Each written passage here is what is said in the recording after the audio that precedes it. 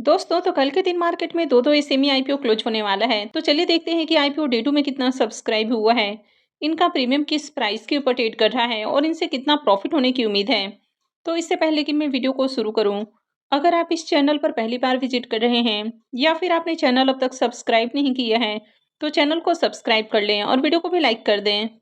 ब्रांडमैन retail IPO 4 फरवरी को ही open हुआ है और ये 6 फरवरी को यानी कि कल के दिन क्लोज होने वाला है। तो कल अप्लाई करने का आखिरी मौका है। लिस्टिंग डेट इसकी 11 फरवरी होने वाली है। फेस वैल्यू 10 रुपये पर शेयर है। बुकिंग प्राइस 176 है और आईपीओ में 800 शेयर्स का लॉट रखा गया है। आईपीओ 86 करोड़ का है, जिसमें 4 करोड़ का पोर्शन मार्केट मेकर के लिए है। ग्रेटेस्ट शेयर ब्रोकिंग और श्री बाहुबली स्टॉक ब्रोकिंग ये इसके मार्केट मेकर हैं। 82 करोड़ का पोर्शन पब्लिक के लिए रखा गया है। पूरा का पूरा आईपीओ फ्रेश इशू का आईपीओ है। ये सेमी आईपीओ है। कंपनी एनएससी एसएमई के ऊपर लिस्ट होने वाली है। कंपनी के अगर बिजनेस के बारे में बात करें, कंपनी इंटरनेशनल स्पोर्ट्स ब्रांड्स और लाइफस्टाइल ब्रांड से रिलेटेड प्रोडक्ट सेल करती है। कंपनी 4 तरह से अपना बिजनेस करती है। तो इसमें है डिस्ट्रीब्यूशन, लाइसेंसिंग, रिटेल और ई कॉमर्स। यानी कि कंपनी लाइसेंस भी देती है और साथ ही जो रिटेल स्टोर है उनके थ्रू सेल करती है। और जो ई कॉमर्स साइट है, यानी कि जो भी आपको बड़े बड़े ई कॉमर्स साइट हैं जैसे कि फ्लिपकार्ट है, एजियो है, टाटा क्लिक, तो इस तरह के जो साइट्स है कंपनी उसके थ्रू भी सेल करती है। कंपनी के जो ज़्यादातर रिटेल आउटलेट्स हैं, यानी कि जो इनके एक्सक्लूसिव ब्रांड आउटलेट्स हैं, वो नॉर्थ इंडिया में है, यानी कि उत्तर भारत में है। कंपनी अपने एक्सक्लूसिव आउटलेट्स के ऊपर कई सारे ब्रांड के प्रोडक्ट सेल करती है। तो काफ़ी सारे ब्रांड्स के नाम आपको यहाँ पर देखने को मिल रहे हैं जिसके प्रोडक्ट कंपनी सेल करती है। तो अगर कंपनी के बिजनेस को देखें तो बिजनेस अच्छा है। कंपनी की अगर फाइनेंशियल को देखें तो कंपनी का एसेट साल दर साल बढ़ा है। कंपनी के इनकम में भी ग्रोथ देखने को मिल रही है। ये कंपनी भी प्रॉफिटेबल है और प्रॉफिट को भी देखें तो साल दर साल कंपनी बढ़िया प्रॉफिट भी जनरेट कर रही है। कंपनी का EBITDA और नेटवर्थ भी लगातार इंक्रीज हुआ है। कंपनी के अगर रिजर्व को देखें तो इसका रिजर्व भी काफ़ी तेजी से इंक्रीज हुआ है। फाइनेंशियल 24 में कंपनी के पास जहां 8.5 करोड़ के अराउंड रिजर्व था, वो अभी 46 करोड़ 70 लाख का हो चुका है। वैसे कंपनी के ऊपर कर्ज को देखें तो ज़्यादा कर्ज नहीं है, 15 करोड़ 68 लाख का कर्ज है। तो इससे कहीं ज़्यादा कंपनी के पास रिजर्व है। तो कंपनी का जो ओवरऑल फाइनेंशियल है ये बढ़िया है। तो चलिए अब देख लेते हैं कि आईपीओ डे 2 में कितना सब्सक्राइब हुआ है। आईपीओ के सब्सक्रिप्शन फिगर को देखें तो दूसरे दिन आईपीओ 4.91 टाइम सब्सक्राइब हुआ है।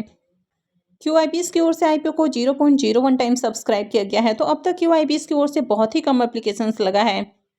एचएनआईस पोर्शन 9.35 टाइम सब्सक्राइब हुआ है। बिग एचएनआईस पोर्शन 10.93 टाइम और small HNIs portion 6.19 time subscribe हुआ है। रिटेलर्स की ओर से आईपीओ को 5.79 टाइम सब्सक्राइब किया गया है। तो अब तक आईपीओ में 7275 एप्लीकेशंस लगा है।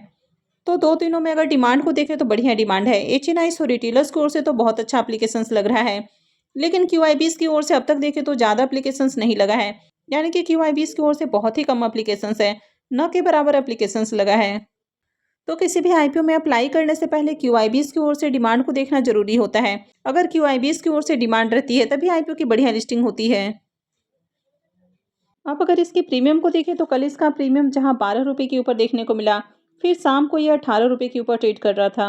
अब ये 24 रुपये के ऊपर देखने को मिल रहा। तो प्रीमियम में लगातार तेजी देखने को मिल रही है। आईपीओ में 800 शेयर्स का लॉट है। तो 2 लॉट से 38,400 रुपये करीब प्रॉफिट की उम्मीद है। प्रीमियम को देखें तो इसका प्रीमियम 14% के राउंड ट्रेड कर रहा। तो ओके प्रीमियम है, ज़्यादा अट्रैक्टिव प्रीमियम नहीं है। इसी में आईपीओ में कम से कम 20% का प्रीमियम होना चाहिए, तभी अप्लाई करने के बारे में सोचना चाहिए।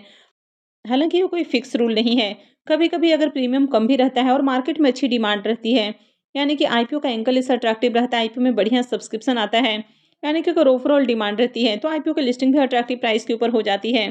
तो अब तक देखें तो इस आईपीओ में एचएनआईस और रिटेलर्स की ओर से तो बढ़िया डिमांड आ रही है, लेकिन अब तक क्यूआईबीएस की ओर से डिमांड नहीं आई है। तो जब तक इसमें क्यूआईबीएस की ओर से डिमांड नहीं आती तब तक अप्लाई करना रिस्की हो सकता है। तो कल आप 1 से 2 बजे के बीच में देख लें। अगर क्यूआईबीएस की ओर से बढ़िया एप्लीकेशंस लगता है, यानी कि अगर क्यूआईबीएस की ओर से डिमांड आती है और प्रीमियम में भी इसी तरह तेजी देखने को मिलती है, प्रीमियम में थोड़ा और जंप देखने को मिलता है, उसके बाद ही अप्लाई करने के बारे में सोचना है। हालांकि ये वीडियो सिर्फ और सिर्फ इन्फॉर्मेशन और एजुकेशन के पॉइंट ऑफ व्यू से बनाई जा रही है। ये वीडियो किसी भी तरह का रिकमेंडेशन नहीं है। अप्लाई करना है नहीं करना है ये पूरी तरह से आपका अपना डिसीजन होना चाहिए। नेक्स्ट आईपीओ है ग्रोवर ज्वेल्स आईपीओ। यह आईपीओ भी 4 फरवरी को ओपन हुआ है और ये भी कल के दिन क्लोज होने वाला है। लिस्टिंग डेट 11 फरवरी है। फेस वैल्यू 10 रुपये पर शेयर है। बुकिंग प्राइस 88 है और आईपीओ में 1600 शेयर्स का लॉट रखा गया है। आईपीओ 34 करोड़ का है। इसमें 2 करोड़ का पोर्शन मार्केट मेकर के लिए है और 32 करोड़ का पोर्शन पब्लिक के लिए रखा गया है। पूरा का पूरा आईपीओ फ्रेश इशू का आईपीओ है। ये एसएमई आईपीओ है। कंपनी एनएसई एसएमई के ऊपर लिस्ट होने वाली है। अब अगर इसके बिजनेस के बारे में बात करें तो जैसा कि कंपनी के नाम से इसके बिजनेस का आइडिया हो जाता है कि ये कंपनी ज्वेलरी का बिजनेस करती है। ये कंपनी होलसेल और रिटेल इन दोनों तरह से बिजनेस करती है। ये हर तरह के गोल्ड की ज्वेलरी सेल करते हैं, जिसमें 22 कैरेट, 20 कैरेट, 18 कैरेट की ज्वेलरीज होती हैं। और इसके अलावा जो हॉलमार्क ज्वेलरी है, नॉन हॉलमार्क ज्वेलरी है, यानी कि हर तरह की ज्वेलरी कंपनी ऑफर करती है। कंपनी का हेडक्वार्टर न्यू दिल्ली में है, लेकिन कंपनी इंडिया के 20 स्टेट में अपने जो ज्वेलरी है वो सेल करती है, यानी कि इनका स्ट्रॉन्ग B2B नेटवर्क देखने को मिल जाता है। तो बिजनेस को देखें तो अच्छा बिजनेस है, एवरग्रीन बिजनेस है। कंपनी के अगर फाइनेंशियल को देखें तो कंपनी का फाइनेंशियल ओके ओके है, यानी कि कंपनी का एसेट और इनकम तो इंक्रीज होते हुए देखने को मिला है। कंपनी भी प्रॉफिटेबल है। साल दर साल इसके प्रॉफिट को भी देखें तो प्रॉफिट भी इंक्रीज हो रहा है। कंपनी का EBITDA और नेटवर्थ भी लगातार बढ़ा है। कंपनी के पास अभी 16 करोड़ के अराउंड रिजर्व है। लेकिन अगर कर्ज को देखें तो कंपनी के ऊपर कर्ज थोड़ा ज़्यादा है। 28 करोड़ से ज़्यादा का कर्ज है, यानी कि इसका जो डेट टू इक्विटी रेशियो है वो मोर देन 1 का है। तो कंपनी के ऊपर कर्ज थोड़ा ज़्यादा है। कंपनी आईपीओ से जो फंड रेज करने वाली है तो कोई भी पैसा ऐसा कर्ज के भुगतान के ऊपर खर्च नहीं करने वाली है। तो ये इसमें एक नेगेटिव पॉइंट है कि कंपनी के ऊपर कर्ज ज़्यादा है। आईपीओ के डे 2 के सब्सक्रिप्शन फिगर को देखें तो दूसरे दिन आईपीओ 4.17 टाइम्स सब्सक्राइब हुआ है।